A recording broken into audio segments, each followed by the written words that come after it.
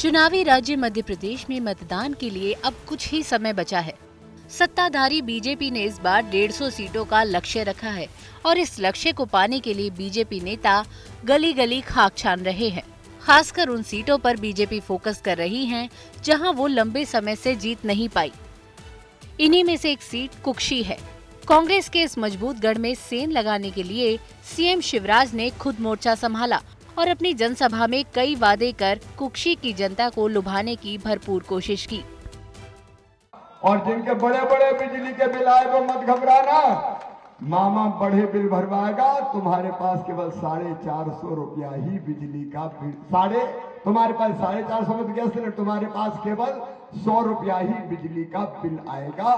तेंदू पत्ते की तुड़वाई 4000 रुपया प्रति मानक बोरा की जाएगी। और बेटियों की शादी कांग्रेस ने बंद कर दी थी, अब फिर चालू हो गई। बेटियों की शादी में 1 लाख रुपया दिए जाएंगे, 1 लाख रुपया। कांग्रेस के बहकावे में मत आना, कुक्षी में भी कब से कांग्रेस जीत रही है। एक बार बदल के देखो ना मेरे बहनों और भाइयों, मामा तुमसे कहने आया है, एक बार बदल लो।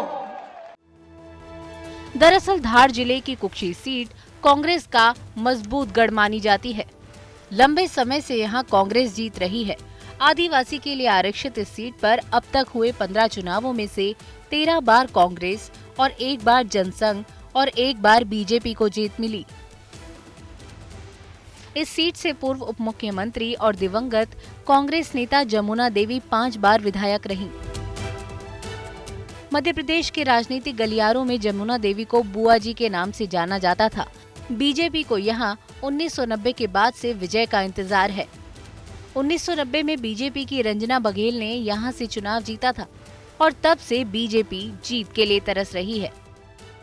फिलहाल यहां से कांग्रेस के सुरेंद्र सिंह हनी बघेल विधायक हैं।